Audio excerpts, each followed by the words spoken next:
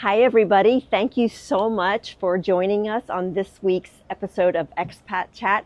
I'm really excited to be interviewing Kiley today, and there are a lot of things about Kiley that are really, they warm my heart and they make me very happy. So to be able to have this conversation with her today is really special. What is also really special is this gorgeous view that you have in your house. It's so beautiful. I met you because you're an inspector, and I'm a real estate agent. So clients who have purchased properties, we hire an inspector to go in, and that's how I met you. Yep. So tell me a little bit about your background, first of all, before you came to Cabo. Yeah. And then how you found Cabo. Yeah. So I'm born and raised in California, kind of in the Santa Cruz area. Okay. And lived there my entire life. My family and I have been coming to Cabo. I think my first trip here was when I was around 15. Okay. And actually it was on a cruise. Okay. That was the first time. And then. So now you get to see the cruise ships come in and you're like, oh, I've been there. I'm like, is that Princess? Yeah. And so we just always had loved Cabo, and it's a really short plane ride, and actually we have taken the drive down here before too. So how I kind of got down here is, believe it or not, COVID.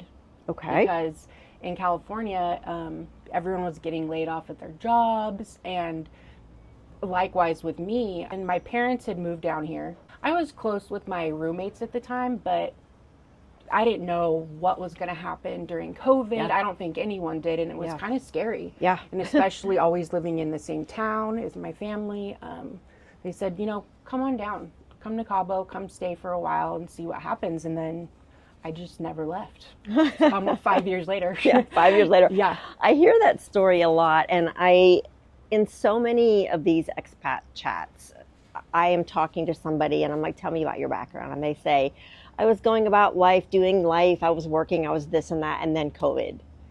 And then, when COVID hit, that's when everything kind of changed. I think you're one of the lucky ones because Absolutely. Your parents were here. Absolutely. And they like you enough to say, come on down. I'm like, thank you. I would have just came anyway. No. Yeah.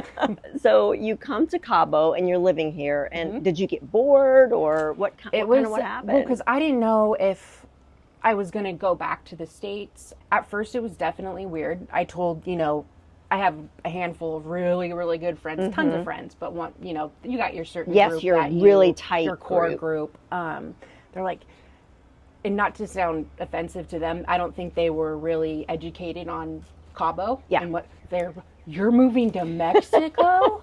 What? And I'm like, yeah, it took me a while to let it actually sink in that I live here. This is my permanent home right now. You live in Mexico. Cabo. Yeah. And, people are like, it's scary, da-da-da. I'm like, it can be scary anywhere. So that was it. I didn't really maybe sometimes get bored, of course, because, you couldn't go anywhere. No, everything and it was so different then than it is now because there was nobody on the road, ghost town. And then now it's like, whoa, wow, it's changed a lot. Gosh, so much. But it was actually, it's nice to see the change, and I like it. It's, home. So this company that you have, Southern Baja Home Inspections. Southern Baja Home Inspections. I have been so impressed with the organization and the way you guys present your reports to the buyers. Yep. It's very, very professional and very high end. So is this something that you've always been like, I think I want to inspect homes? Or how did this happen? Okay, actually, no, not at all. Okay. So my dad was a retired industrial power engineer. Okay. And before that, he had a motor company with his family. So I call him MacGyver also because he can fix anything and just knows a lot about, I've been learning a lot too. So there was another inspector before we even thought about doing this. So on a Sunday, a home inspector was working, and my dad's kind of like, hey, what are you doing working on a Sunday? And he was like, I'm booked. I am out, 2 weeks. Yeah. it's crazy busy. And he was like, well, if you ever need any help, hey, here I am. So he's like, my dad had told me about that. And I'm like, interesting. Okay. And I'm pretty computer savvy, whereas he's not so much. Right. That's okay. We all have our skill sets. Exactly. And so pretty much started working with this one gentleman, and then learned the ropes. One day we were working for him, started getting the hang of it, and we go, you know what? I don't want just half of what we're doing. Mm-hmm. I want the whole cake. Yeah. Yeah, exactly. So we went, actually we got a really good lawyer and went to La Paz to get all of our, like, I got my residency, mm-hmm. Did all that. We can do facturas. It was a process for sure. I'd say about 6 months. It's really like, I don't want to say a blessing in disguise, but everything fell into place. Meant to be. Yep. And so now we've been going on 2 years on our own. So compared to last year, we're just, with the connections we've made, we get a lot of referrals, mm-hmm. and we go to open houses. Smart. Just put almost like like door knocking. Yeah, that's so smart, Kiley. Yeah. So and once people, like even yourself, see a report and what's on that, what we have to offer, I think it's been working out just perfect. Yeah, it's so professional. I actually know the inspector that you learned from, and he has a reputation of being the most meticulous, and he's such a great inspector. But the problem is, like you said, he's booked out weeks mm-hmm. in advance, or at least he was, and there weren't any other options. So you really identified a need and learned from the best, and then went about setting up your company in the right way and make a really successful company. I think too, a lot of it's, I think, kind of refreshing to see a woman in this line of business. Girl, you have no idea. So and then also the father-daughter dynamic is kind of, it's different. It's kind of cool. So we work really well together. Yeah. So, and. Well, that was the reason why I wanted to interview you. Two reasons. The first reason was obviously that you are a young woman who came to a foreign country and was like, where's the cake? I want to do something. Yeah. I want to start something. And I'm not afraid to go into an industry that is typically, a male industry. I'm not going to lie, though. It was a little scary. It's hard. The more you do it, the easier it becomes. So yeah, it's hard. I anytime I can find a woman business owner in Cabo, I always try to interview them because it's not easy. Mm-hmm. And for sure, women's rights in Mexico are years, probably decades behind where Absolutely. They are in the United States. And so, when we talk to the audience about, this is a woman who has come to a foreign country and started a business, people are like, oh, that's wonderful. No, it's incredible to do that here. Yeah. It's incredible. And I really respect that, because I talk to women who have started businesses, and it's a struggle. It's not easy. So I'm so grateful that you are breaking the mold. And then not only are you going into business, but you're going into a business that is typically a male-oriented business. And I think that's incredible. So kudos to you. The second reason I wanted to interview you is because you're working with your dad. Mm-hmm.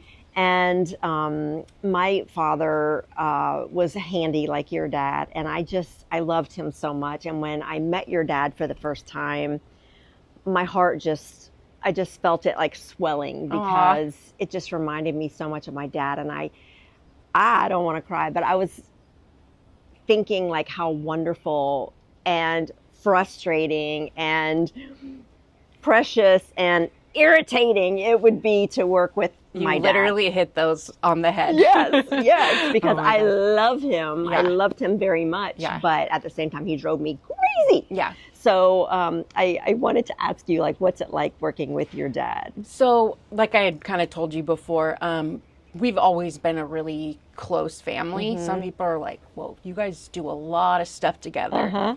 that's just how it's always been, you know, whether he's coaching me when I was younger in basketball, we go to, you know, different games together, we do just different events. And then, you know, I don't know if I could have done it by myself. It was so nice having this help to get everything lined up.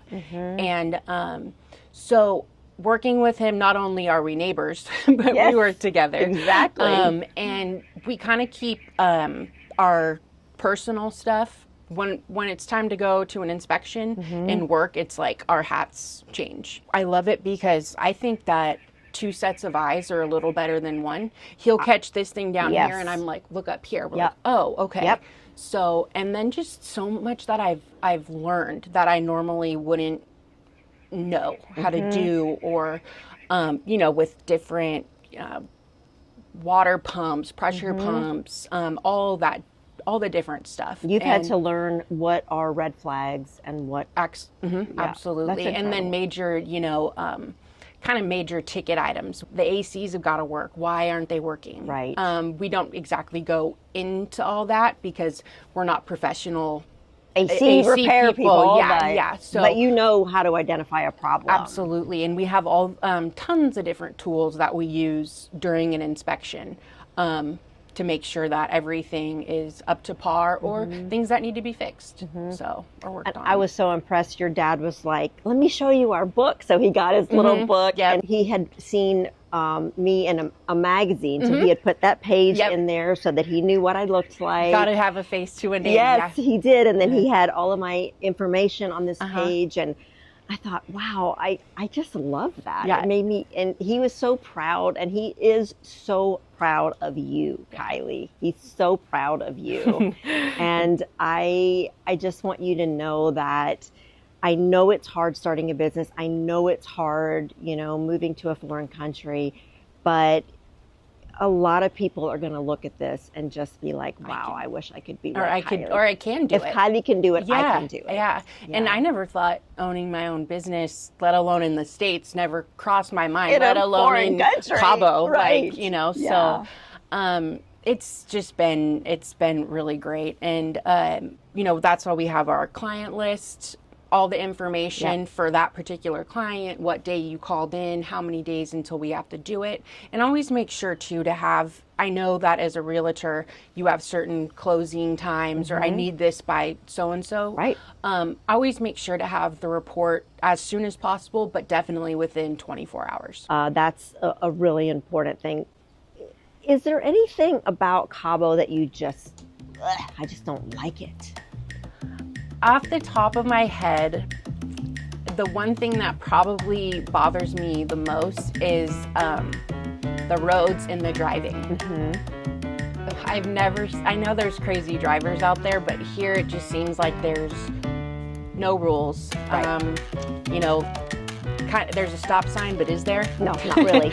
and that can happen other places. But I mean, it's not kind of pervasive. I've never here. seen anything It's like crazy. that here. And then, you know, also too going to inspections because we go to La Paz, East Cape, I mean San Jose. Obviously, some I get inspections one day down the street, and the other one's 2.5 hours away. So that's also really nice because I came to know Baja. Boy, you got to learn it. Like didn't you know, and so. Also finding houses is difficult because sometimes there's no name. There's no street name. Nope. They're like, yeah, go to the water tank, make 2 lefts around the purple house and the big house with the chimney. And I know people are going to think you're making a joke, but that is the truth. Yeah, and you have Google Maps, but then, oh wait, no reception. No internet. Yeah, so exactly. Definitely have to be prepared. You have to leave in plenty of time. Always early. Trying to explain to somebody who was thinking about buying a house here about the traffic. And I said, you know, they're like, oh, there's traffic in LA. And I'm like, yeah, there's traffic in LA, but there are rules in LA. And there is a method to the madness in LA. Here, not so much. Like you may have somebody going down the highway at, you know, 30 miles an hour and somebody blow past you at 130. Absolutely. And you have to be on alert. And they're never, I'm like, oh, there you go. And so I used to be like, you know, what is it? And I'm like, oh, okay, there's number one for today. Yeah, there it is. Let's There see it how is. many. So. And the roundabout, you know, it's crazy, but it's like you go, I go, you go, I go, you go, I go. And there are no lanes and there's no, it's just, we all know that we're just taking our time. I guess, traffic is the only kind of bad thing that bothers me. Really. Thank you so much for chatting with us, Kylie. Absolutely. And Thank we you. will put all of your contact information in the description.